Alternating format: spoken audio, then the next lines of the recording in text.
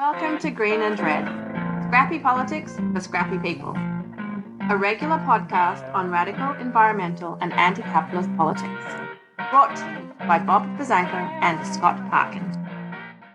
Welcome to the silky smooth sounds of the Green and Red podcast. I am your co-host Scott Parkin in San Francisco, California today. And as always, I am joined by... I am Bob Bazanko in Houston, Texas. And before we get started, we want to give you a heads up that soon, we're not exactly sure when, we're going to have a new and intermittent feature, another part of the Green and Red media empire, which we're going to call Scrappy Sunday. So, our shows tend to be focused on a single issue. And sometimes that means we don't get to talk about a lot of other things that are important and that are really interesting to us. So what we're going to do when we feel like it really is get together and have a Scrappy Sunday where we talk about these things and rant a little bit and just kind of touch on issues that we normally might not. And so on Sunday mornings, you can, get a cup of coffee, open up a newspaper, and then put on your favorite Scrappy podcast. And we're on a roll right now. You got it. I mean, just even if you don't like us, you got it. Chomsky, Cy Hirsch, Andy Basovich, Scott's multiple interviews from the scene in Atlanta with the forest defenders fighting against Cop City. You'll want to listen to this new feature as soon as we put it out.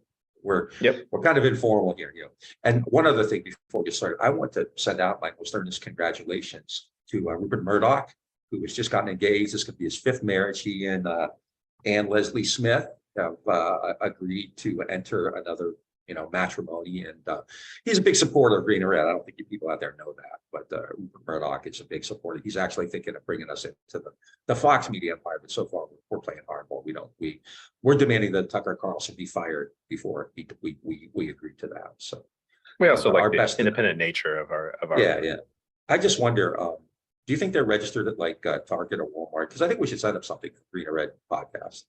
Yeah, I mean, I'm sure we can. I'm sure we can get their sort of bridal list and get on their bridal list. Yeah, maybe like napkin holders or salt and pepper shakers, something like that. Yeah, but I mean, they've made me believe in love again. Because if any two kids are going to make it, it's Rupert and Ann Leslie. So anyway, 92, 92 years young. Yeah, that answers the question. Once you've been stabbed 4 times, you take a 5th to get hurt. So. At any rate, I just wanted, because this is going to be not exactly the happiest of shows. We're going to talk about stuff that's not exactly great memories. And so I wanted to open it up on a really positive and optimistic note. So anyway. Yeah, so today, as you've probably read from the title, we're talking about the 20th anniversary of the war, the invasion of Iraq, to be specific, because there are many wars going on. And so this week it was 20 years ago that the U.S. launched into what Andy Basovich calls an American folly second only to Vietnam.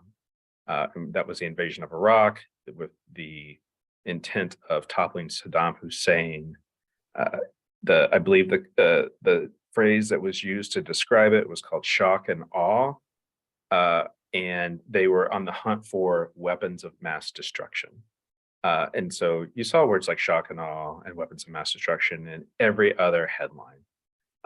And I want to also say that listening to other news shows, reading, everything from local papers to establishment media like the New York Times and the Washington Post, to listening to lefty media and podcasts, everybody and their brother has been talking about the anniversary of the war, and rightfully so. Everybody and their sibling. Let's everybody and their sibling. Let's not be gender. Let's be gender inclusive.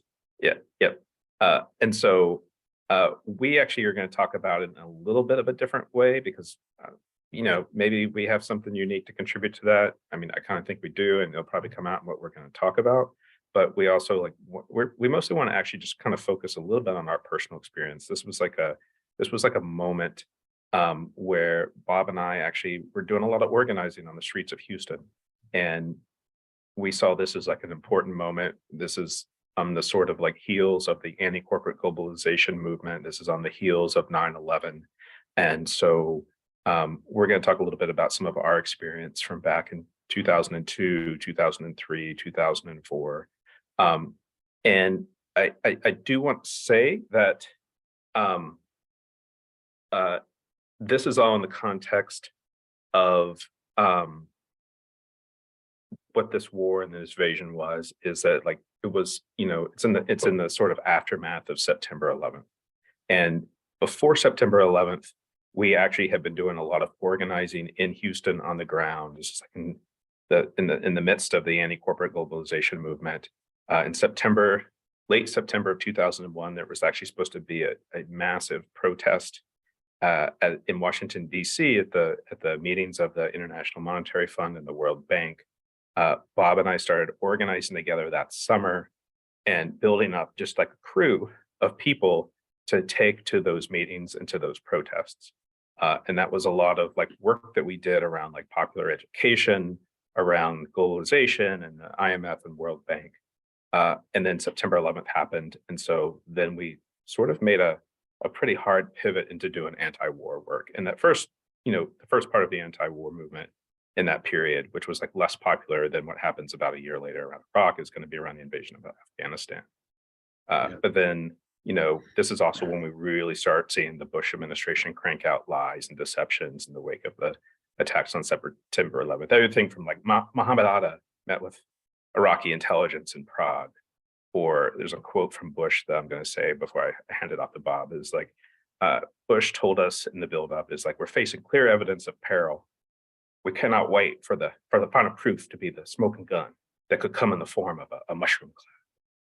And so trying to do my Bush impression. So, no, I did. I got it.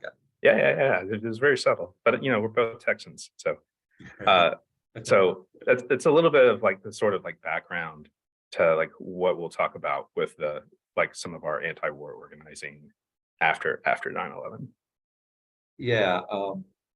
That the organizing we were doing for that mobilization in DC, I remember we had raised enough money to send, I don't know, like 10 or 12 people too. It was like, I think we're up to actually about 40, actually. Really? I mean, Houston had never seen anything like that, and it was like pretty inclusive. We were working with like, lefty groups like you and me, but AFL-CIO was all in. We were doing a lot of stuff with them. I mean, faith-based groups, Father Jerry, Pax Christi, it was really like something like, what we had kind of learned about, both in our practical work on the streets, but in the stuff we read in our knowledge of history. It was really cool. Then boom. And this is what happened in the 60s too, right? You had people working on things like civil rights and all these other issues. Then Vietnam came up, and what Andy Basovich said, I think is really important. He said it's second only to Vietnam. I think I might even go further than that. I would kind of make them separate and say they're kind of equal. Like Vietnam in the post World War II, in the Cold War era, Vietnam is catastrophic, right? But the US kind of rebounded from that and reestablished hegemony. And what we're seeing in the two Iraq wars, the two Gulf wars, really, right now up to this point, I mean, is a perfect segue into what we're seeing today. The US and Iran, the US with Syria, Turkey, and then of course even Russia and Ukraine, flows out of all this. So, and when I think an important point is that what you said is like in after 9/11, we were in a small group of people. I mean, I never think what we do is terribly courageous or taking risks. We're not like going to be, well, after the summer of 2020, maybe we are going to be, like taken off the streets. But the reality is we were in a minority. And I mean, like, I think after that, like, was it like maybe 8% of Americans said, no, don't do anything. Everybody else was like, yeah, go kill bin Laden, blow up Afghanistan, all that kind of stuff. And in fact, this is something I'm very proud of. Right after 9/11, I wrote a piece and sent it to immediately after 9/11, like a day or two later, bragging again. That's back in the day when I was working with Folly on Progressive Forum. I think we may have had the first Chomsky interview after 9/11. And then we had that big event at UH, remember, where we had people from the Muslim community come in. We had, I talked about US foreign policy, Usama Makdisi from Rice spoke. And we had like all kinds of media coverage there. I sent a piece to the Houston Chronicle, which they published as 5 reasons why the US should not go to war. It's funny at the time, this kind of the parallels between then and today's right, the crazy right wingers. Like I was getting all kinds of nasty emails and stuff, and I guess what you consider death threats, but I didn't take them seriously because they'd be like, I hope they find you floating, face down in the bayou. And then they say, what if you want to talk? Here's my phone number, right? Today, I would be, I think, a lot more frightened by that kind of stuff, because I think it's real. But, we were on top of that, and we were doing public, anti-war stuff when nobody was, and everybody was like all, ripped. They're waving their flags and they're, They want to go, kill people, and young guys are joining the army and all that kind of stuff. So we were kind of cutting edge. And then in 2002, remember, we actually got Chomsky to campus. This is, when things are really ramping up. And I think it's ironic. You just quoted Bush saying, we can't wait. The peril is too great. He waited 2 years. I mean, if the peril was so great, he should have freaking started the war on September 12th, 2001. If the peril is that great and there's a mushroom cloud that's imminent, you don't fucking wait 2 years, which is, I kept trying to explain to people, it's like, they're lying. There's no imminent threat. If they had WMDs, the US would already be there. Iraq would have been blown up already, right? The fact that they're waiting indicates there's no threat. They're just ginning it up. And, it was just hard. I mean, even people who normally we consider political allies just didn't want to go anywhere near it. And I remember that. And it was an education, I think, for both of us about like the left in general. So, and then we had Chomsky. One thing that struck me, remember we talked about a lot at the time, was like how many military people were coming out, in 2001 and 2002 saying, don't do this. Zinni, Scowcroft, Baker, Bush Sr. through channels, and yet, it was not a popular opinion.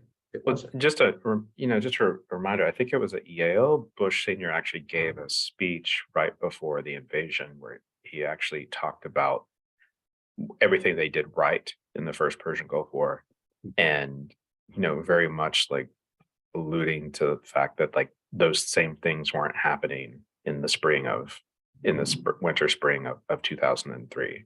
Yeah. And I think that's important. It's definitely sort of the cracks in the foundation of the ruling class that we often talk about. That was like a prime example of when that was happening back then. That's when I started kind of writing about that very theme. And also, I think it's worth pointing out that the architect of all this was the father of liberals' favorite Republican, right? The guy, I think that's funny. Liz Cheney is so outraged by Trump. I mean, Trump is a very vulgar, representation of her father, but I mean, her dad was actually fairly smart and evil. So in that regard, probably more dangerous. But, the very first, I've been arrested many times in the last 20 years, but my very first arrest was actually in September of 2002, because I went back. They had the reconvene the IMF World Bank meetings, and I went back for protests in Washington, D.C. And I was actually at a march that was gathering at Freedom Plaza in downtown Washington, D.C. to march to Cheney's house to protest the impending invasion of Iraq when we were kettled and arrested. And so it's also like somewhat significant for me, especially for Dick Cheney. That April, there actually was an anti-war protest in DC. And this is right before the infamous Jewish Voices debacle, where I got, the mob, the Pacifica mob came after me. But I was actually anchoring it for Pacifica in DC. And, we had a fairly decent turnout, probably 50,000 or so.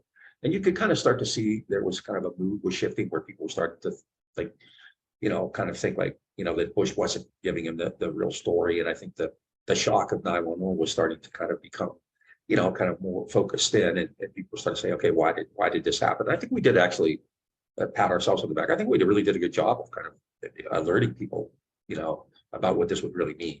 Not just that Bush was lying, and we told a little bit about the history of the region and the history, obviously, of Al Qaeda and Bin Laden and the Bushes and blowback and all that stuff, but also about the peril.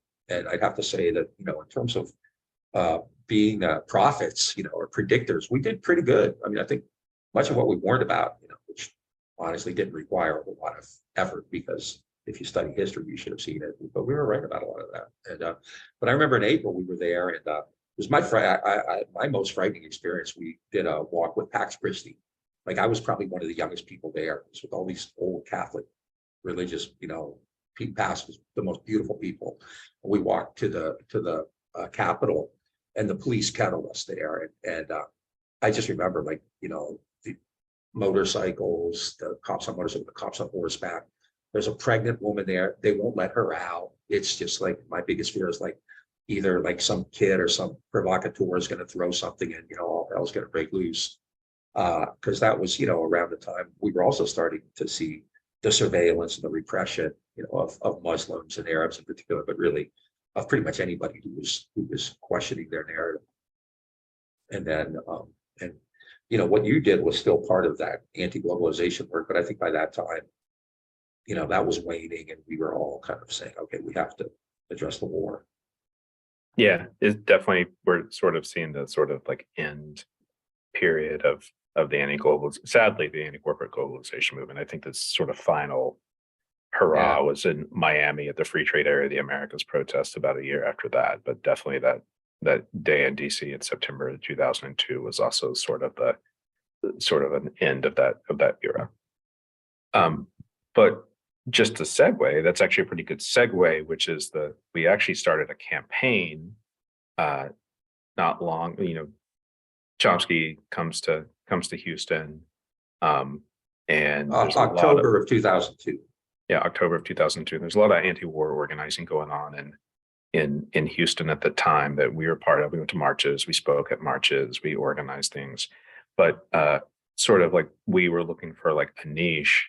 And I actually see this as somewhat connected to anti-globalization work that we had done, which is actually, we started looking at like, who are the corporate actors in this, in this whole mix.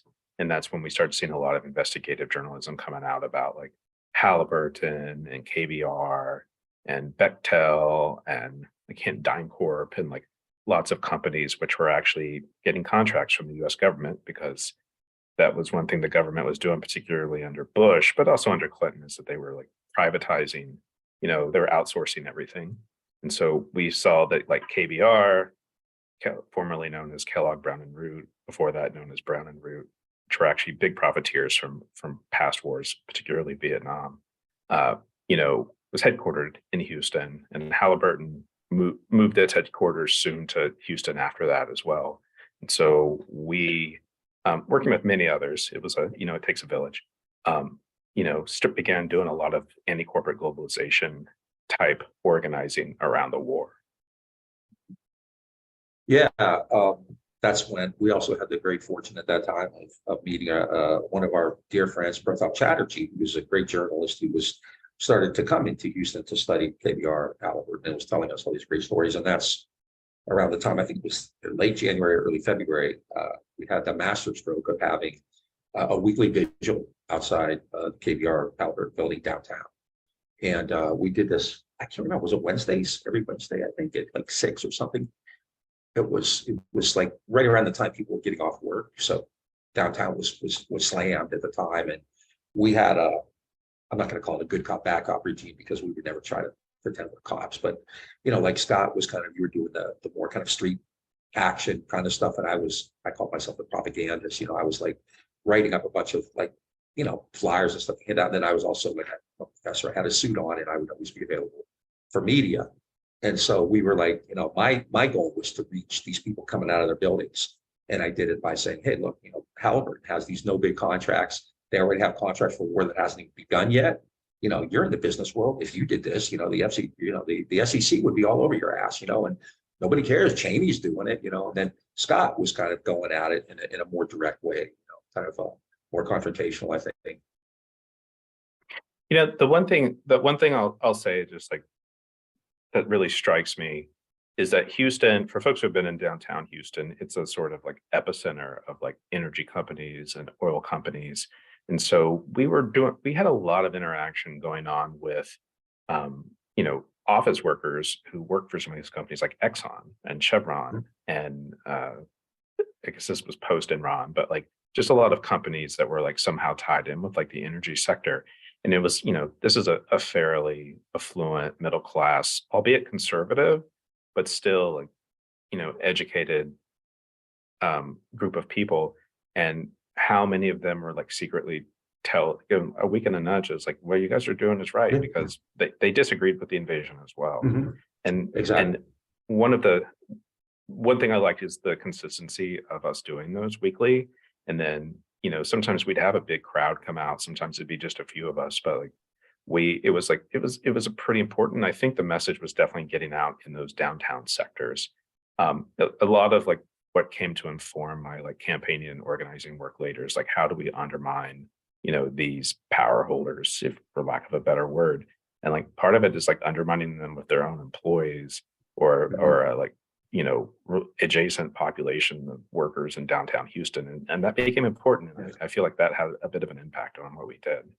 Yeah, that was for me. I'd like in terms of my work as a scholar, or historian.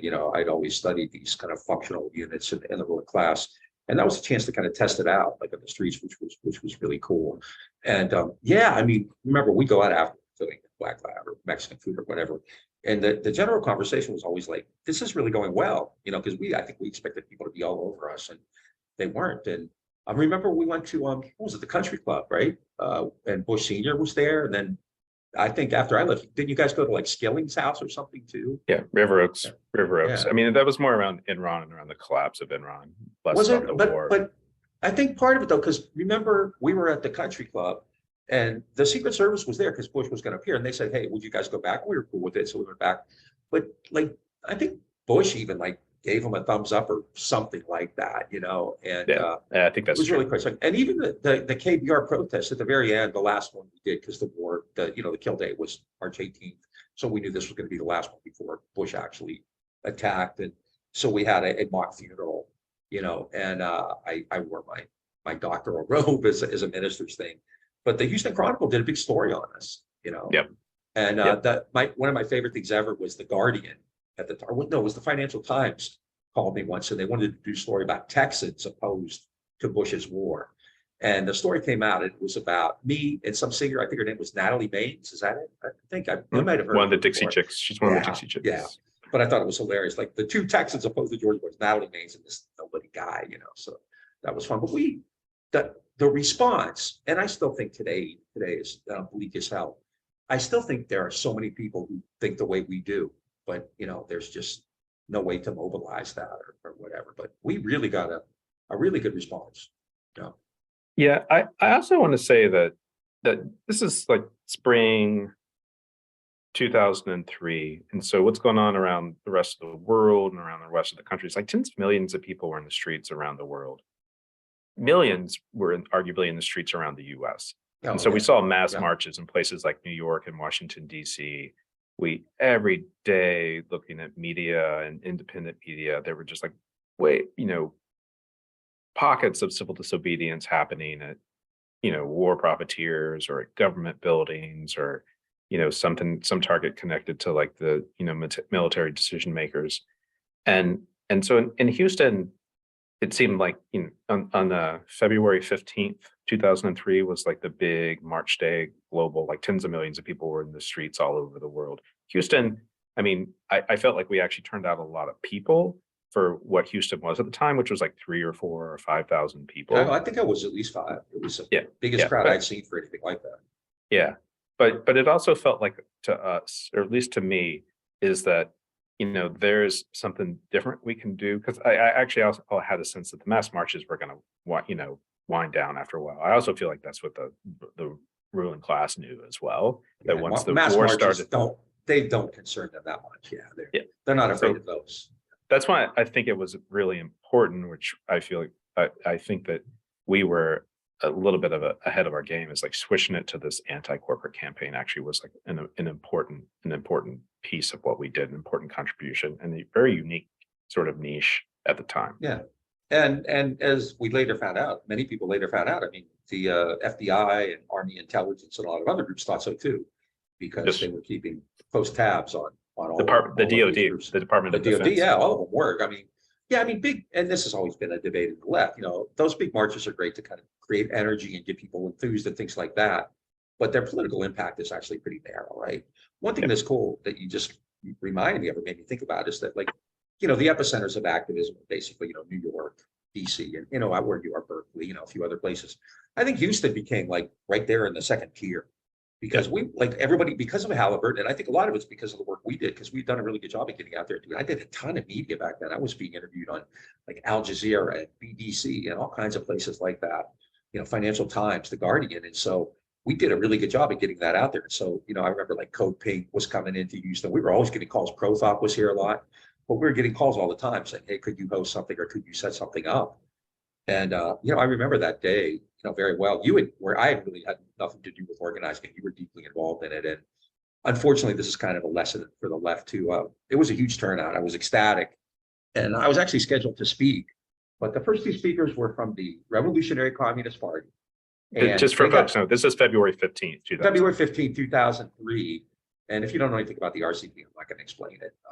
But they got up there on an Antiwar rally. We had middle-class people there. We had businessmen. We had, the housewives. I wouldn't use that term anymore, but this was just a cross section of Houston. Houston is not a radical city. This ain't Berkeley. And the freaking RCP, as they always do, kind of, bum rush the stage, and they get up there and they start playing like audio of Abu Jamal. I'm supportive of that, but that's not the place for it. And they didn't relinquish the mic. And within 30 fucking minutes, that crowd of 5,000 was down to about 800.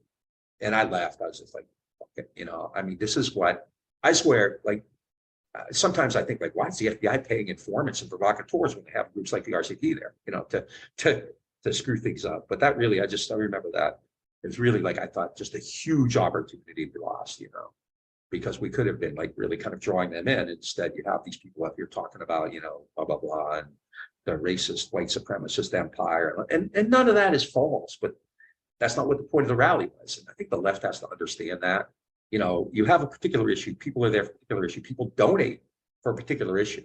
Like if you're donating to a group that's going to work to stop the war, save the environment, I don't want that group, focusing on all these other things, I want, if I'm going to donate to them, or if I'm going to contribute or be part of it, or give them my energy, then do what you're going to do. And I think that's always been a problem with the left. It clearly was an issue back then too. It was hard to kind of keep people on target, on cue. Yeah, and I think it's important. That's my rant. So notice that's a little personal. So yeah, it's all, yeah, exactly. Not denying it. I think it's also important to note that when you have like a sort of small community where you have a diversity of opinion, it's really easy for groups, particularly like this sort of sectarian groups, who are able to take up a lot of space and like take up a lot of oxygen to come in and basically disrupt. Like, turning out 4,000 or 5,000 people was like pretty significant. A lot of people worked pretty hard for that. I'll say, as someone who was part of the organizing for that day, it wasn't those people, but they were able to get themselves like high up on the speakers list and take up a lot of time and space. And sometimes I think that's intentional. Sometimes I think that's just because they have an agenda and a strong force of will that like nice people let them get away with it. But Houston's probably a little bit different now, because I feel like it's a much more of a blue sort of pocket in a red sea. But that was a small community in a conservative place. There wasn't a lot of civil disobedience, for example, going on in Houston. I think there was like only 1 or 2 civil disobediences before the war started. And so it's easy for people with like hard sectarian politics to undermine and disrupt organizing. And it's just, I think it's an important lesson for the left. Well, remember, right before that, did you go with us up to Austin? Because Austin had a big action.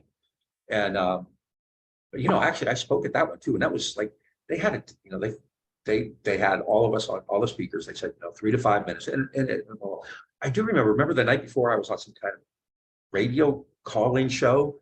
And I don't remember who this guy is. I guess he's well known. He was probably well known community radio in Austin. But one of the callers was this guy named Alex Jones, who I didn't know. And at the time, he just said something about the Fourth Amendment or whatever. Like, whatever. I didn't realize I was talking to Satan at the moment. But I think we learned a lot. I mean, we should. I'm sure on some external hard drive somewhere, I have all of that stuff. That'd be a great project to kind of create an archive, write a history of that. I also want to say, I want to use this as a sort of like, also like, a little bit of a pivot into the next thing I want to talk about, which is, there's all of that, there were people doing there were times where I would go through downtown Houston, or I would go through the Montrose, which was like the neighborhood where we lived. And there was anti-war stuff going on everywhere, right? You would come across like small groups of people doing an anti-war protest or an anti-war vigil or what have you. And I think it was great, and there's no professional organizations in Houston where people were doing this. But I also kind of the way it went around the rest of the country, including, maybe not DC because that's where a lot of the decision makers were, but even including in New York and San Francisco, even wound down after a while. And I think the important pivot that we did, probably close to a year after the war started, was Halliburton had moved to Houston, and we began this campaign starting at Halliburton's annual shareholder meeting, which was in downtown Houston that May 2004. And we began organizing on that. We didn't actually allow the sectarian politics in that much. For some strange reason, they weren't interested in that. Is my memory? I could be wrong. And we turned out like they would have had to go in the streets to do something. They don't do that. It's true. But we turned out 500 people. People came in from all over the country. Is that when we did the billionaires for Bush? We did billionaires for Bush. We had a sit-in at the front of the hotel. There was a sit-in inside the hotel where people poured fake blood on themselves. I mean, it was a pretty important day. I actually feel, when you talk about Houston being in the second tier of this sort of anti-war resistance, I really note that day as being a sort of like important moment. I got so much response just as one of the kind of principal organizers. I got response from other organizers from around the country. Great work. We want to come and help you. How can we support? To like crazies call me up because we got so much media attention. Yeah. Some person called me up, tried to make the connection between the corporate execs at Halliburton and, the murder of O.J. Simpson, all kinds of crazy things like that. Oh, I know that guy. Actually, I know who you're talking about because he would always, he's the guy who had the government had put the CIA put dental implants with satellites in. Yeah, he may have talked about that too. I know that guy. Yeah. Kelsey loved him. Kelsey loved that guy. and then for like the next, couple of years after that, we like a crew formed to campaign against Halliburton. We did it again in 2005. People came in from all over the country. I believe actually in 2005, there were truck drivers who had worked for KBR or Halliburton in Iraq, and some of them had been killed by the Mujahideen, and they came and spoke and did media. It was like a fairly important piece, and I feel like we played a pretty important role. And I feel like the anti-war movement nationally was like winding down. I feel like it kind of got a little bit more of a resurgence when Cindy Sheehan went to Crawford and did her occupation there. But I feel like we kind of held an important space, and we talked about like an important, pillar that was supporting the war, which were the corporate war profiteers. And Profile Chatterjee, who we mentioned before, was really, really great there because he really helped us a lot. But the thing is, this was also an organic thing. I mean, we didn't have people from New York and Berkeley coming in and training us. This was kind of like, at first, not to brag, it was basically you and me based on, stuff that we had kind of read and stuff we know as historians.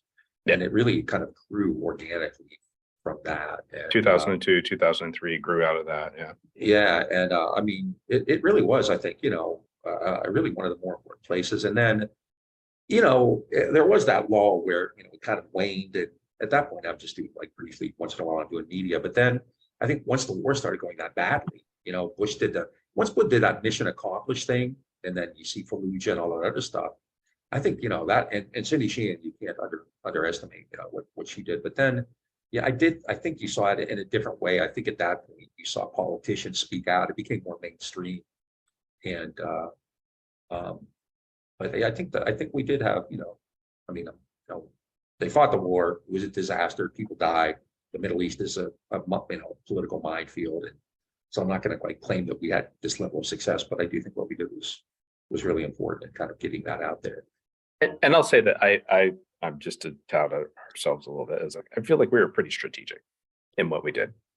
Oh, I mean, yeah, I think there's obviously things I thought, well, we could have done this, but for the most part, I mean, for me, the bigger issues would have been like getting people out, like go away, that kind of thing. But we got. I mean, I'm not sure how important it is. At the time, we thought getting media attention was fairly important, a fairly big priority. We were great at that.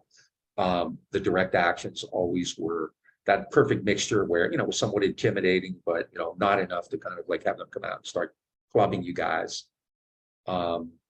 And we actually developed a friendship with the Houston detective. Remember, Inspector Luger? Yeah, I'll call it a relationship. I'm not going to call it friendship, but yeah. But the funny thing is that there was this detective who was at all our things. He would talk to Scott and me all the time. Yeah, of course, he was, reporting on it, writing a report about it. But, I think deep down, I never got the sense that he really gave two shits about any of this. I didn't think he saw such a threat or really thought we were doing anything dangerous or anything like that. And, there might have been a part of me thinks like, yeah, go for it. This war is fucked up. We did get that level of, I can't tell you how many people I talked to were like, as a professor, you sometimes talk to people who normally I would never talk to as in my regular life. So I talked to people who worked at oil companies. I talked to consular officials, people who had, had backgrounds in the military. Did a radio show out here with a retired colonel. Don't remember his name. It was one of the conservative radio shows. And I think they set it up to be kind of a debate between him and me. And he stole my thunder because he just basically said, he's like, there's no reason to fight this war. There's no threat. If there had been a threat, Bush would have gone in a year ago, blah, blah, blah. And so that's what struck me. Like those people, that I was talking to, none of them were really giving me a hard time or giving us a hard time. They're like, yeah, you guys are right. This is ridiculous. And, I had oil companies, not executives, but I had people who work, at some level at the oil companies saying, like, we don't want this. We got the oil. We don't need a war for oil. That whole no blood for oil thing, like, really not really. Like, we can get the oil anytime we want, And so I think we really did kind of create that idea. We weren't just like dirty hippies in the 60s or, whatever, we weren't like, Jane Fonda, whatever. So no, that was pretty cool. Pretty cool. Yeah. The last thing I want to note on the Halliburton campaign is that in 2005, we figured out that KBR, subsidiary of Halliburton, was doing job fairs like every other week out at some property they had out on the outskirts of downtown, where hundreds of people would come in from all over Texas and Louisiana to get jobs, to go work in kitchens or drive trucks or whatever for KBR in Iraq. And we had this sort of regular flyering at it. And once again, one of those things where you're undermining their sort of some of their work and them with potential employees. And it was like wildly successful. We did it for months to the point where I was getting calls and contacted by like the wives of these people who had signed up to go work in Iraq, and they were scared for their husbands to go. What could they do about it? How can we give me more information? That sort of thing. I forgot about that, but I actually feel like that was a pretty important tactic that we did then too. Yeah, I mean, sort of personal level, I think there's a lot there, and it's a great. I wouldn't even call it a micro history. It's bigger than that, but there's a great like case study, I guess, of how these things work, and I think it's instructive because not everybody can be a rock star, lefty from Brooklyn or whatever. I do want to say just a couple of things about the war itself, because that's kind of what got us all involved in this. And as I said at the beginning, I think we may not be prophets, but we were pretty much on target. And per Andy Basovich's observation, you can't understate how cataclysmic that whole thing was. It had taken a volatile region, just in the decades before that, had the Iranian Revolution, obviously the Intifada, increasing tensions. You had the attack, various attacks in the Marine barracks, Cobra Towers, all over the Middle East, and in this, like, the United States, after 9/11, where the United States had this global support, we are all, Le Mans, we are all Americans, right? And Bush just pissed that away. He absolutely pissed that away, and it wasn't just like, silly activists in Houston telling him that, I think his father was talking about, George Kennan was writing about it, and they ignored it, and they walked into this buzzsaw. It created a massive, I think, Iraq was glad Saddam was gone, right? But then the US stayed. And, remember Rumsfeld said, we're going to be fearless liberators. And that didn't happen. And you saw the resistance getting, stronger, the Fedayeen, and which would eventually lead to the creation of ISIS. And then, it just got out of control. The United States support for Israel grew greater.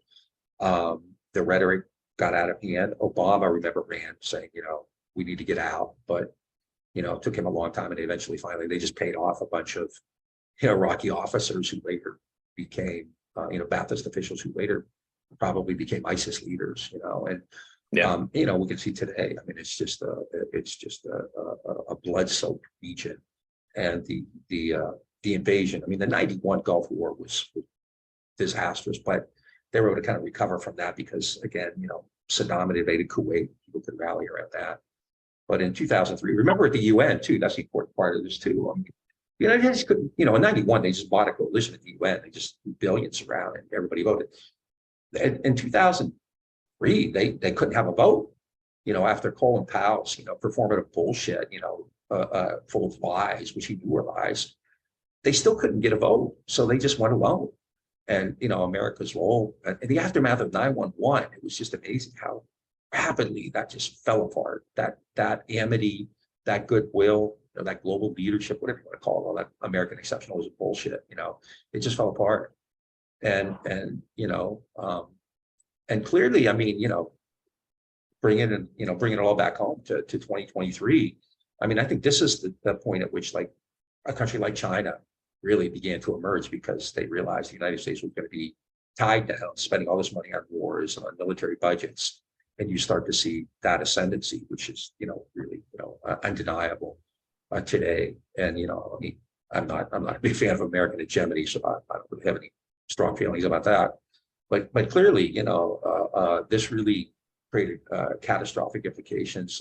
The war itself was wildly expensive, along with those tax cuts. So this leads to these massive deficits. I think it contributes to things like the housing bubble, the economic bubble that blew up in '08, '09, and just this kind of teetering economy, these debts, everything since then. I mean, I don't have enough time to make a long, convoluted connection to it, but I think it's also pretty easy to see just how cataclysmic this was, and how people who just knew a little bit, like neither of us had any connection. We were talking to, contacts in the Department of State or in the Pentagon, or even in, in the executive suites of the oil companies. It's just, we studied the region.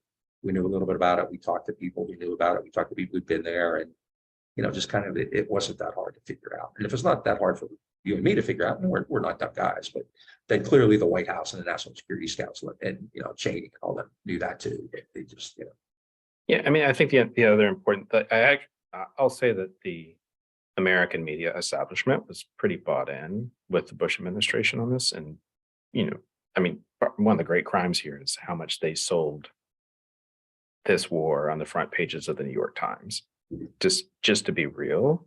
But, for people who follow media outside of the US, people who follow investigative and independent journalists in the US and who were, traveling and working in the region, for people who actually, if you pay attention to what the industry was saying, the oil industry or in other like economic sectors, I mean, and also like in the sort of human rights realm, in the human rights sector, I mean, it's like really clear that no weapons of mass destruction. This is actually a volatile region where things are going to, get worse, which I would say that there's no way that what happened in the aftermath of that war was better than if Saddam had stayed in power. And he was brutal dictator, did terrible things, but also, I'll say that the rise of ISIS and, all of these different conflicts that have happened in places like Yemen and Syria are all like completely tied to this. And so, and the American media, is like fully responsible. So as much as anyone. Yeah, Judith Miller is like an endowed, fellow, and Julian Assange is in jail. Yeah, exactly. What's striking too is like early on, like around 2002, because I did a lot of speaking back then, and not just to like stuff we organized. I mean, churches were inviting me to speak and things like that. And if you're going to go to a church, I'm not going to quote Lenin and Warren, And so my line was always like, look at these people, who think this is a bad idea. And I'm talking about Anthony Zinni and Scowcroft and oil companies. And I didn't have any secret information. I was getting that from the Financial Times and the Wall Street Journal and government reports and things like that, And so, that was crucial. And it would be curious, because we talk, this is something that I think is a real trademark for Green and Red. You're not going to get this anywhere else where you talk about these fissures and how the ruling class is actually distinct. Various sectors are actually distinct. Most people just see it as kind of this monolith. And there was clearly a marked division there. I mean, maybe not as much as Trump because he is, Patso, but clearly, there was not this overriding imperative from significant elements in that ruling class to do this. I mean, for Bush and Cheney, I still to this day don't really quite understand the motives. I think they wanted to reimpose like this British imperialism where you actually control the territory, rather than this like kind of market-oriented imperialism with open door, or whatever you want to call it, dollar diplomacy kind of thing. I think they wanted actually like physical control of the region now because they had Israel to do it, and the U.S. decided to do it on its own. And look what happened, right? But it was really cataclysmic, and I think the impact is still today. I mean, the world is clearly not a safer place than it was on September 10th, 2001, or on March 17th, 2003. It's clearly not safer. And and I mean, I think unfortunately right now is probably the most dangerous and parlous time since then. Right now in March of 2023, with Xi and Putin meeting and Biden throwing billions around, Ukraine demanding Abrams tanks, and blowing up the Nord Stream pipeline. Blowing up a Nord Stream pipeline. Wait a minute, that was sabotage, right? That was sabotaged by, what was it? By a rich pro-Ukrainian group. A rich pro-Ukrainian group, yeah. And by the way, if you haven't watched it, we had Cy Hirsch on a couple of weeks ago, and he went into great detail about that. And hopefully we'll get him on again before too long to talk about it. He has been denounced and renounced, but no one has actually debunked it, right? And I think that's worth noting. But yeah, it's we had our little place, in a fairly important time, and no one's going to write about us like people wrote about SDS or anything like that. But I think the kind of stuff we did, and what's really important is we're talking about, two people, we're talking about our personal experiences in Houston, Texas. There are people all over the country doing this at the time. And, the internet wasn't, we didn't have Twitter and Facebook yet, but we were getting, LinkedIn to other groups. We were getting emails and, talking on cell phones. We didn't have Zoom or anything yet, but indiemedia.org was actually a pretty good precursor to social media. Yeah, and we were all over that. We were like people from, Berkeley and San Francisco, Berkeley, DC, everybody was contacting us. So, and we were doing the same with them, right? And at the time I had a radio gig. And so, the kind of stuff we did, and the reason it's important isn't because it's unique, it's because it was actually really widespread. People all over the country were doing it. And, we talked about how hard it is to do it in Houston, but, in reality, it's a lot easier to do it in Houston than it is in like Iowa or Idaho or, Mississippi or wherever.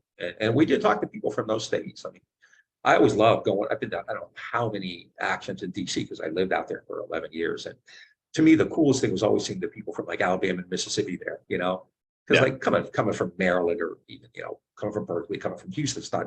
But when you see like a group of people, like 20 or 30 people from Alabama or Mississippi, and I know this sounds very patronizing and Yankee, it is kind of Yankee patronizing, but at the same time, like I always, that gave me hope that, that there are people all over, who want to see things, a different world. Yeah. Persistence in the belly of the beast. Yeah. But anyway, yeah, but we're still doing it, right? We're still doing it. I want to put in a little pitch for myself. I was on RT the other day, an official Russian state propaganda media outlet,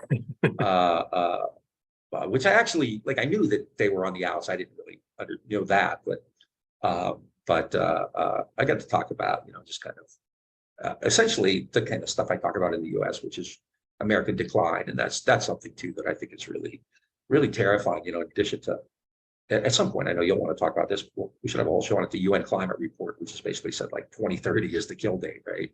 Yeah. It doesn't look good. But, we have massive student debt, we have homelessness, and environmental disaster globally and locally, East Palestine, Ohio, where nothing is being done, right?